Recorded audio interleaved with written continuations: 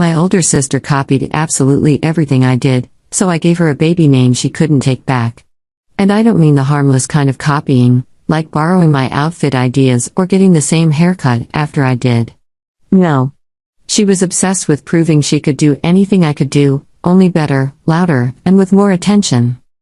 When I decided to go pre-law, she abandoned pre-med and switched to pre-law too, after 3 full years in her program.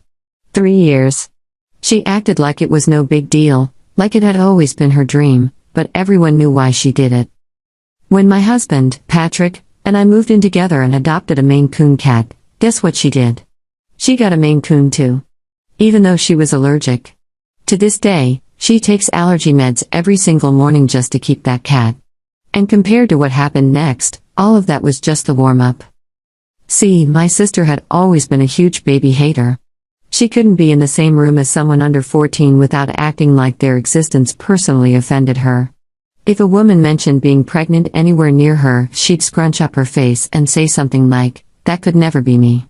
I respect my body too much." So when Patrick and I announced we were having a baby, even I couldn't predict what she'd do next. 2 weeks later, she called me, and basically our entire extended family, because she had big news.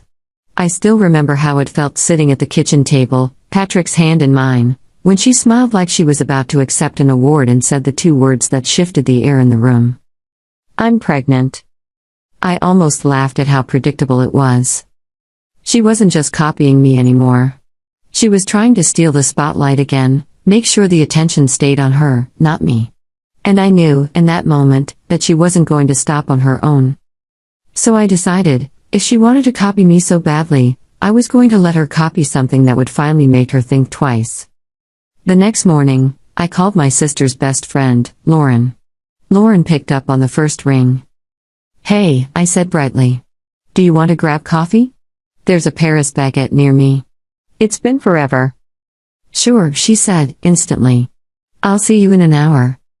The second I hung up, I smiled so hard my cheeks hurt.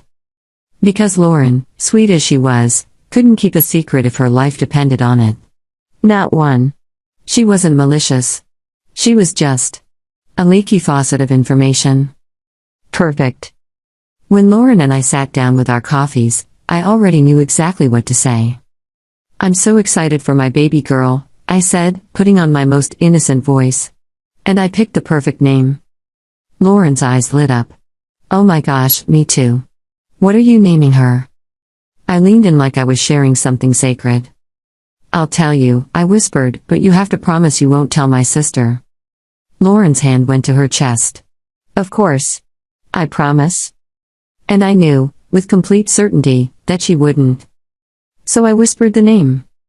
And I watched her face go from excitement to confusion to careful concern. "That's unusual," she said slowly. "Oh, I know it sounds different," I said quickly, like I was embarrassed. "But it's a family name from my grandmother's side. It has a beautiful meaning." Lauren nodded, still uncertain, but I could see it. The information was already leaving her brain and heading toward my sister like a message on autopilot. And that was the plan. All I had to do was wait. Days turned into weeks. Weeks turned into months. And then, 2 months later, I woke up to an envelope in the mail. It was an invitation. My sister's baby shower. And at the bottom, in huge fancy script, it said, "Name reveal celebration." My heart started pounding, not with nerves, but with pure anticipation. Because I knew exactly what was coming. The morning of the shower, I took my time getting ready. Patrick watched me curl my hair like I was preparing for a movie premiere. "You seem really excited," he said carefully. "Today," I said, "my sister finally gets what she deserves." Patrick looked uneasy but didn't push. When we arrived, the venue looked exactly like my sister's personality, over the top and desperate for attention. Pink balloons everywhere, a 3-tier cake, huge photo collages of her on the walls like it was her campaign headquarters. She stood in the center of the room in a tight white dress, 7 months pregnant, smiling like she was walking a red carpet. She had rented a microphone. Of course she had. "Thank you all for coming," she called out. "Today is so special, Not just because we're celebrating my baby, but because I'm finally revealing her name. People clapped politely, like they were unsure what they'd gotten themselves into. I stayed near the drinks table. Patrick handed me a cup of water and leaned in. "You okay?" he whispered. "Perfect," I whispered back.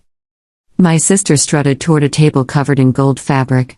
Behind it was a giant sign, still hidden. "This name," she continued, "has a very special meaning to me. It's a family name, passed down from our grandmother." I glanced at my mom in the front row. She looked confused. Our grandmother's name was Rose. There was nothing about what was about to happen that connected to Rose. Then my sister grabbed the gold fabric dramatically. "No more waiting," she said, and yanked it down. The sign was revealed in glittery pink letters. Adult. Silence fell like someone had turned off the music inside everyone's head. Nobody clapped. Nobody moved. They just stared. My aunt was the first to speak, squinting. "How do you pronounce that?" My sister kept her smile glued to her face, but it looked painful now. "It's an old Anglo-Saxon name," she said, voice too bright. "It means nobility and beauty." My mom stood up slowly. "What grandmother are you talking about?" My sister's eyes flicked, just for a second, toward me. "Patrick's grandmother," she blurted out. "She told me about it. Right?" Every head turned toward me. Patrick almost choked on his water. I kept my face completely neutral. "I don't remember ever mentioning that name," I said calmly. "And Patrick's grandmother's name is Margaret." My sister's smile froze like her face had hit a wall. Lauren stood in the corner, looking like she wanted to disappear into the floor. My cousin raised her hand like she was in school. "So, what's the nickname? Like, Eddie?" My uncle didn't even bother being gentle. "That kid is going to struggle. Teachers won't know how to say it. People will misspell it constantly."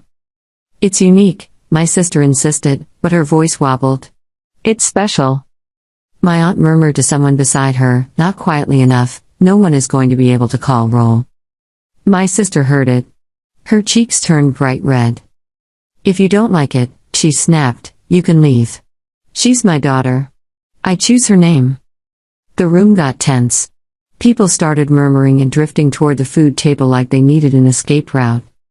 I stayed exactly where I was, watching it unfold like I was streaming a show. Lauren approached my sister and whispered something. My sister shoved her away. "No," my sister snapped. "I'm not changing anything." Lauren looked miserable. Patrick touched my arm. "We should go." "Not yet," I said quietly. "They haven't cut the cake." He exhaled like he couldn't believe me. "You're enjoying this?" "I'm observing," I said. My mom tried to salvage it. "Well, maybe you can add a middle name? Something easy for everyday use." "I don't need a middle name," my sister said, too firm. "Adult is perfect." My cousin pulled out her phone. "I just Googled it. It says Adult was an Anglo-Saxon warrior princess from the 9th century. My sister's face lit up like she'd been thrown a life raft. "See? Powerful. Strong." My cousin kept reading. "It also says she died in battle." My sister's smile vanished again. My uncle stood up. "Okay. We all need a moment. Let's eat." The guests rushed toward the food. My sister was left standing beside her giant glitter sign, looking furious and shaken. I walked to the snack table. Lauren slid next to me, whispering. I tried to warn her. I told her to look it up before announcing it. "And?" I asked. She said you told her it was perfect. That it was family. I took a slow sip of water. "I never said it was perfect," I said. "I only said I was choosing it." Lauren stared at me. "You knew exactly what you were doing." "I don't know what you mean," I said, calm as ever. "She's going to figure it out," Lauren warned. I leaned closer, lowering my voice. "And when she does, what is she going to do? Admit she stole it without researching? Admit she's so obsessed with copying me that she didn't even check if it made sense?" Lauren opened her mouth, then shut it. She walked away. Patrick returned with 2 plates. Your mom is trying to convince her to reconsider, he said. It won't work, I replied. My sister already announced it. If she changes it now, she admits she was wrong. Patrick looked at me for a long moment. Do you feel guilty at all? I honestly thought about it. No, I said. Because for years, my sister had copied everything, my choices, my milestones, my life. She switched her entire career just to compete. She got a cat while allergic just to match me. And she announced her pregnancy 2 weeks after mine like she couldn't stand for the attention to be on me. This had to end. A few minutes later, my sister walked straight up to me, tears barely hidden. Can I talk to you? She asked through clenched teeth. Alone. Patrick's eyes asked if I was okay. I nodded. We stepped outside into the backyard where it was quieter. She crossed her arms like she was holding herself together by force. Lauren told me something interesting, she said. She said you told her that name 2 months ago. And you told her not to tell me. That's true, I said. So you knew I'd use it. I knew you'd copy it, I said. Like you copy everything. She went quiet. For the first time in years, she didn't have a ready comeback. It's not copying, she said finally. It's inspiration. Inspiration? I repeated. You switched from pre-med to pre-law after 3 years. You got the exact same cat. You moved into the same building as me. You got pregnant right after I did. Her eyes flicked away. She swallowed. That name is awful, she said, voice breaking. Everyone hates it. I know, I said. And you were going to name your baby that? No, I said. I already have a real name picked out. One I never told Lauren. Her face changed when the realization hit. The trap. The whole thing. You set me up. I taught you a lesson, I said. If you're going to copy my life, at least make sure what you're copying makes sense. She took a step toward me, anger flaring. For a second, I thought she might actually lunge at me, but she didn't. She just stared. I'm not changing it, she said, shaking. I already announced it. Perfect, I said. Then enjoy explaining it for the rest of your life. She stormed back inside. I stayed outside for a few minutes, breathing in the cool air, letting the quiet settle my pulse. Patrick came out. Cake in 5 minutes, he said softly. You staying? Of course, I said. I want to see it through. Back inside, my sister stood by the cake with a smile that didn't reach her eyes. My mom hovered beside her, tense and worried. It's time to cut the cake, my sister announced, forcing cheerfulness. She cut into it. Strawberry and cream, exactly like the cake I'd had at my baby shower 3 months earlier. Even that, she'd copied. Guess ate quietly, still whispering about the name. My aunt leaned toward me and murmured, Are you keeping your baby's name private? Yes, I said. Smart, she whispered, glancing toward my sister. So nobody gives opinions too early. The party ended a couple hours later. People left with polite smiles and confused faces. My sister thanked them all like she wasn't breaking inside. When it was our turn to leave, I leaned in.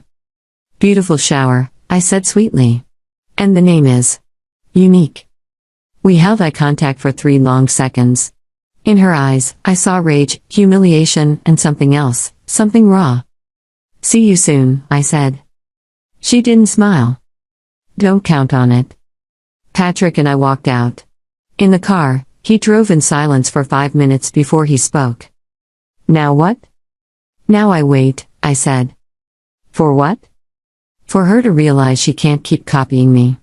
For her to understand she needs her own identity.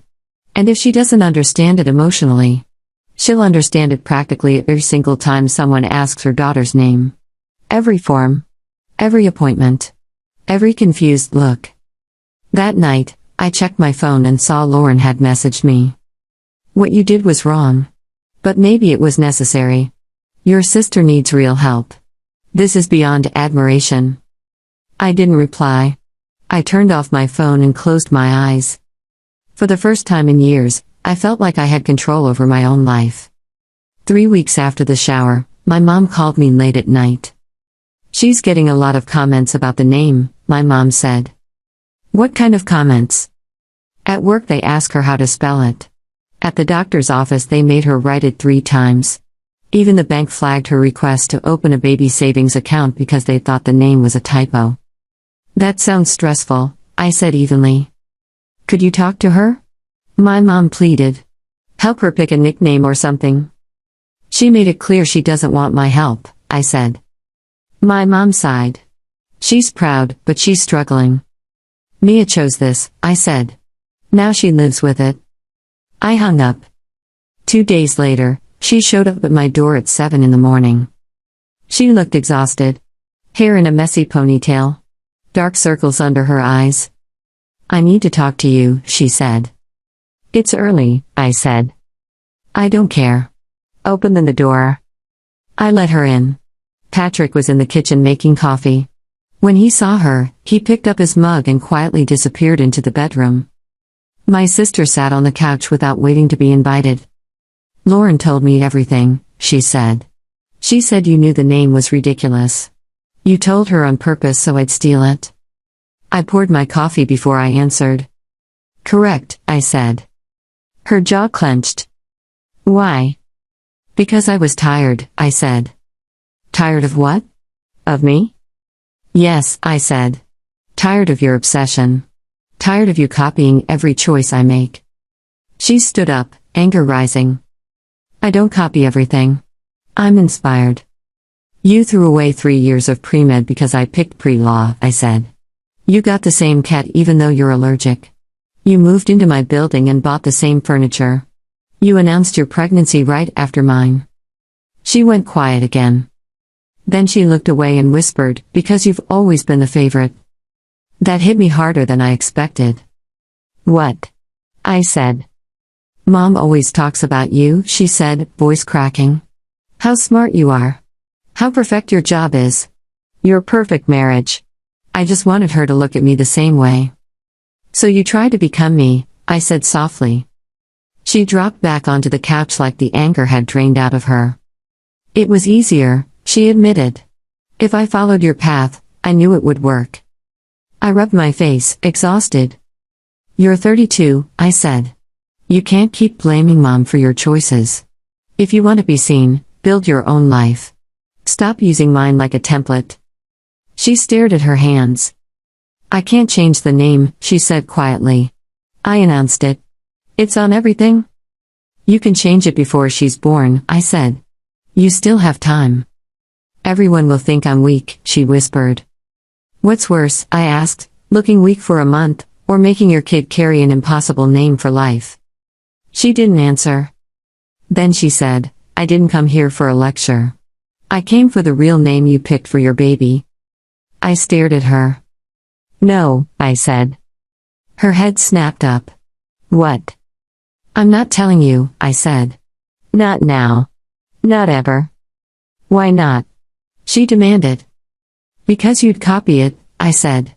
Even after all this, I know you would. She stood up fast. You're selfish, she spat. I'm protective, I said. Of my peace. Of my family. Of my life.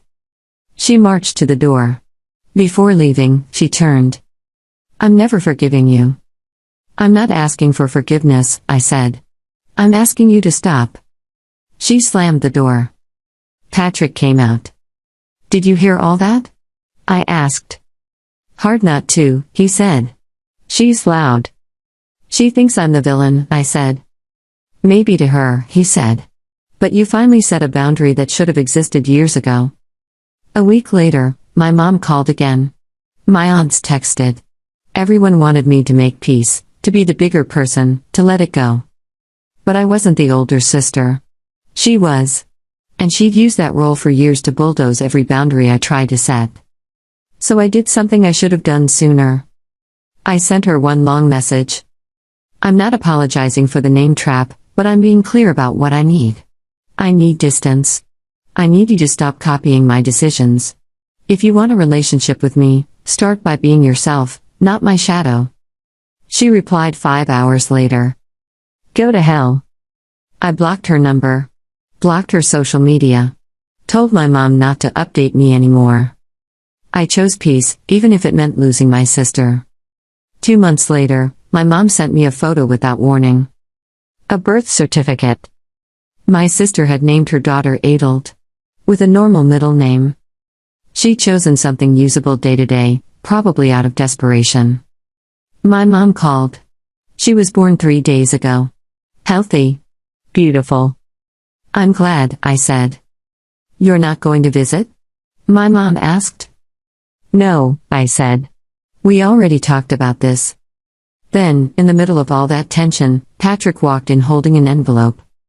The offer is official, he said. Boston. Senior engineering role. I start in 6 weeks. 6 weeks. We talked about moving someday, but now it was real. And suddenly, it felt like the cleanest exit imaginable. We packed immediately. I resigned from my job. We booked movers. We told the landlord. I didn't tell my sister anything. 3 weeks before we left, my aunt called. Your sister is trying to change the baby's name, she said. But it's complicated. Lawyers. Court. Thousands of dollars. I looked it up myself and realized she was right. Once a name was legally registered, changing it wasn't simple. And Adelt was strange, but technically allowed. A week later, Lauren messaged me again. Your sister is struggling. She's exhausted. The baby cries a lot. She's alone most days. She keeps asking about you. I replied. Call our mom. Lauren didn't answer after that. 2 days later, my mom showed up at my door and walked in like she still owned the place. You have to talk to your sister, she said. I don't, I said. She's drowning, my mom said. And the name is making everything harder. Doctors misspell it. Forms get rejected. People laugh. Then she should change it, I said. She can't. My mom said, frustrated. Not easily. I stared at her. Then she should have thought about it before she announced it publicly, I said. My mom's hands shook. When did you become so cruel? When I got tired of being stepped on, I said. For years, she copied everything. I begged her to stop. You all told me I was imagining it. Nobody set a boundary. So I did. The baby is innocent, my mom whispered. I know, I said. And it's sad. But I didn't choose the name. She did. My mom stood up, tears in her eyes. You disappoint me, she said. That's not new, I said quietly. She left without saying goodbye. Patrick came out of the kitchen. That was rough, he said. It was necessary, I replied. The night before our flight, my phone rang from an unknown number. I hesitated, then answered. Hello? It was my sister. Her voice sounded cracked and tired. It's me, she said. How did you get this number? I asked. Lauren gave it to me, she admitted. Before you blocked her too. What do you want? I asked. I heard you're moving, she said. Correct, I said. Silence. A baby cried softly in the background. She's your niece, my sister said. Don't you want to meet her? Not like this, I said. Not with all of this between us. Then when? She asked. When you learn to be yourself, I said. When you stop defining yourself through me. I didn't steal anything, she said weakly. You changed your career. You copied my home. You got pregnant right after me, I said. What part of that isn't stealing? More silence. The baby's crying grew louder. I have to go, my sister said. She's crying. We call her Mari. Nobody can pronounce her full name. I understand, I said. Maybe when you come back, she said. I'm not coming back soon, I said. Maybe never. She exhaled shakily. Then I guess. This is goodbye. I guess so, I said. She hung up. The next morning, Patrick and I flew to Boston. As the plane lifted off, I watched my old city shrink into the distance, years of frustration, a sister who couldn't stop copying, a family that wouldn't listen. And ahead of me was something new, A chance to build a life without shadows. 6 months later, I was at my desk when the doorman called. "Ma'am, there's a woman here. She says she's your sister." "Of course. Is she alone?" I asked. "She has a baby with her." I closed my eyes. "Let her up," I said. 3 minutes later, there was a knock. I opened the door and there she was, looking worse than ever, thinner, exhausted, hollow-eyed. The baby slept in her arms wrapped in a pink blanket. "How did you find my address?" I asked. "Mom gave it to me," she said.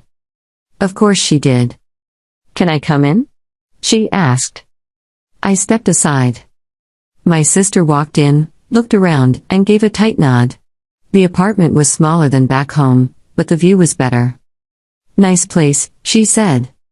"What do you want, Mia?" I asked. "I need your help," she said. "With what?" She sat on the couch without waiting for permission. "To fix this," she said. "The name. Everything." "I can't fix your decisions," I said. "You made them." "You set me up," she snapped. "I taught you a lesson," I said. "There's a difference." She pulled out her phone and showed me a daycare pre-enrollment form. The name field was blank. "Every form," she said, voice shaking. "Every appointment. People look at me like I'm irresponsible." The pediatrician wrote Ethel in her chart because nobody can spell her name. The bank rejected a savings account application because they thought it was a typo. "And what do you want me to do?" I asked. "Help me change it," she said. "You studied law. You know how." "I know how," I said. "But I'm not doing it." Her face twisted. "Why not?" "Because this isn't only about the name," I said. "It's about you learning to stop copying, to make choices like an adult, to build your own identity." "I have my own identity," she insisted. "No," I said. "For years you were a distorted photocopy of me, bigger, louder, flashier." The baby woke up and started crying. My sister automatically began rocking her. "I didn't come all the way to Boston to be lectured," she said. "I thought you would have calmed down after 6 months." "I am calm," I said. "And I'm still not helping you escape consequences." "It's my daughter suffering," she snapped. "Not me." "And who put her in this situation?" I asked quietly. She stood up fast. "You're heartless," she hissed. "Maybe," I said. "But I have boundaries. Something you never respected." She glared at me, and I could see she wanted a fight, wanted me to fold like I always had before. Instead, I walked to my bedroom and came back with a plastic storage box. I set it on the coffee table. "What is that?" she asked. I popped the lid. Inside were receipts, screenshots, photos, organized by date. The last 5 years of her copying. Our nearly identical apartments. Matching pet store purchases. Social media posts where she mirrored mine line by line. A timeline so clear it made my stomach tighten just looking at it. "I documented it," I said. "Because I knew you'd deny it." "You always did." She grabbed the lid and snapped the box shut. "This is sick," she said. "What's sick?" I said. "Me documenting it, or you copying someone's life for years?" She turned toward the door. "I'm not listening to this." I stepped in front of it. "Wait," I said. "Move," she demanded. "Not until you hear me," I said. She stared, breathing hard, bouncing the baby in her arms. "I'll make a deal with you," I said. "I don't want anything from you," she said. 6 months of therapy, I said. Every week. No skipping. Real work. If you do that, I'll help you with the legal name change. Her eyes narrowed. "Why would you do that?" "Because I don't want Mari suffering for your mistakes," I said. "But I'm not rewarding you for refusing to grow." "And if I don't?" she asked. "Then this box goes to Mom and Dad," I said. "And to anyone who ever told me I was imagining it. They'll see how far it went." She looked like she'd been slapped. "You're blackmailing me." "I'm giving you a choice," I said. "Pride, or your daughter." The baby cried louder. My sister rocked her harder, frustration obvious. 6 months, she repeated, voice shaking. Every week. Yes, I said. And I'll need proof. She swallowed. Then, finally, she nodded. Fine, she said. I'll do it. Good, I said. I'll send you the therapist's contact. She stared at me, hate and exhaustion mixing together. I hate you, she said. You can hate me, I said. But you'll thank me when your daughter has a name she can write on her first day of school. She left without another word. I closed the door and stood there in the silence. Patrick stepped out from the bedroom. He'd been there the whole time. That was intense, he said. It had to be, I said. 4 months later, her therapist called me. Her name was Dr. Patricia Romero. Your sister signed a release so I can confirm attendance, she said. She has been present for every session. There's been significant progress. I didn't know what to say at first. I'd expected my sister to quit after 2 weeks. That night, my sister texted me for the first time since her visit. Dr. Romero called you. Thanks for checking. I stared at the message, then typed one question. How's Mari? Growing fast. 6 teeth already. And, yes, the name is still a problem every day. But I'm working on it. Like I promised. I didn't reply. But I didn't block her either. 2 weeks later, my mom called me. She's different, my mom said. Calmer. Less competitive. Good, I said carefully. She asked me what you like to do, my mom added, almost amazed. I paused. What did you say? I told her, my mom said. And she started taking a pottery class. I blinked. Pottery? She said she always wanted to try, my mom said. But she thought it was boring. Why? I asked. My mom hesitated. Because you never did it, she admitted. And she assumed if you didn't, it wasn't worth doing. That sat with me longer than I wanted it to. Because it wasn't just jealousy. She didn't know who she was without using me as a measuring stick. When the 6 months were officially complete, my sister called. I did it, she said, voice steady. 6 months. Every week. I know, I said. Dr. Romero kept me updated. Now you keep your part, she said. Help me change the name. Send me everything, I said. Birth certificate. IDs. Everything. She inhaled shakily. You're really going to help me? I made a deal, I said. I keep my deals. Over the next 2 months, I worked with attorneys who specialized in name changes. I prepared the paperwork and built the argument. The name caused repeated administrative problems, confusion, and unnecessary stress. The judge approved the petition at the first hearing. When it was done, I mailed the final documents to my sister. The new birth certificate read, Marisol Elena Delgado. My sister called me crying. You put your name as her middle name, she said. Elena was the name I originally considered for my daughter, I admitted. But Mari needed it more. I don't understand why you'd do that, she whispered. Because I want her to grow up knowing she wasn't the punishment, I said. She was just caught in the fallout. And I want you to be able to tell her aunt helped make it right. My sister cried harder. I don't deserve this, she said. This isn't about deserving, I said. It's about breaking a cycle. There was a long pause. Then she asked, softly, what are you naming your daughter? Olivia, I said.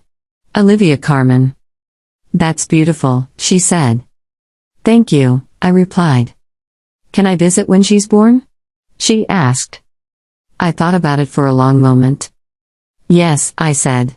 But with clear boundaries. I won't raise Olivia in competition and comparison. No competition, she promised. Dr. Romero is helping me with that. A month later, Olivia was born. My sister didn't rush the hospital. She waited 3 days, then asked if it was okay to come.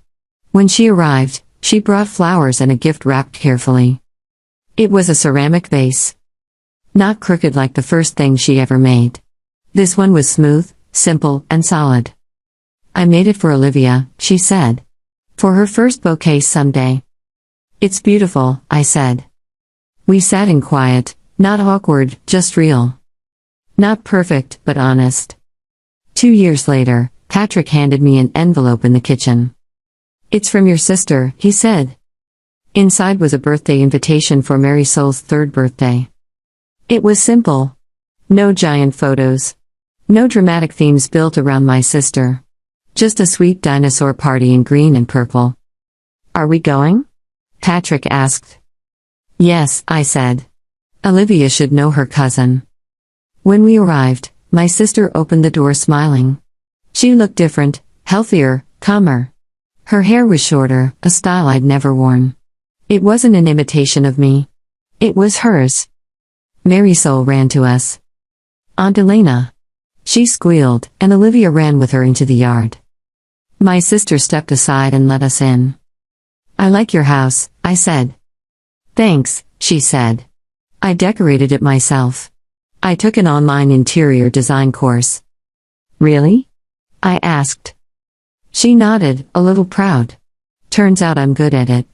I'm thinking about getting certified. That's amazing, I said, and I meant it. The party was calm. Kids playing. Adults talking. No tension. No competition. Just a normal birthday.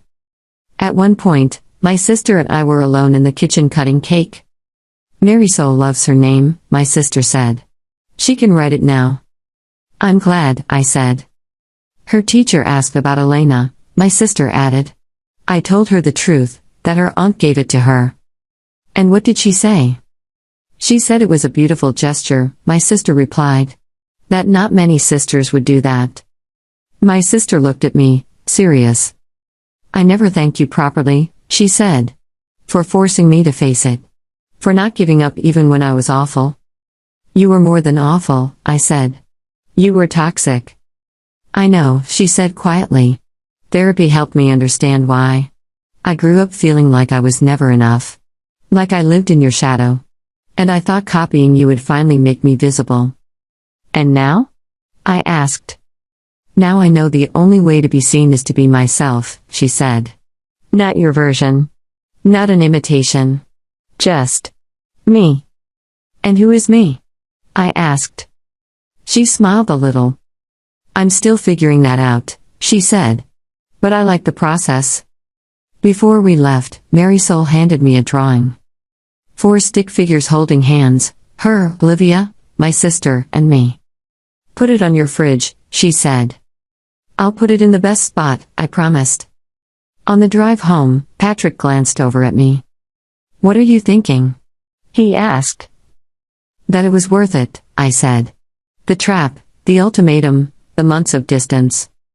You really think so? He asked. Yes, I said. Because she changed. And I changed too. I learned to set boundaries without burning everything down. And she learned how to exist without copying me. Patrick nodded slowly. Do you think she'll ever slip back?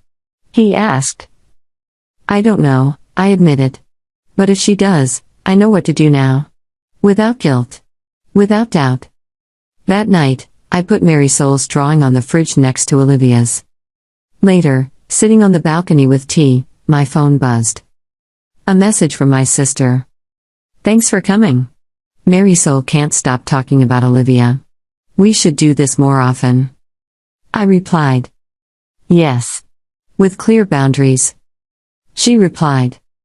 As always. I looked out at the lights of the city and let myself breathe.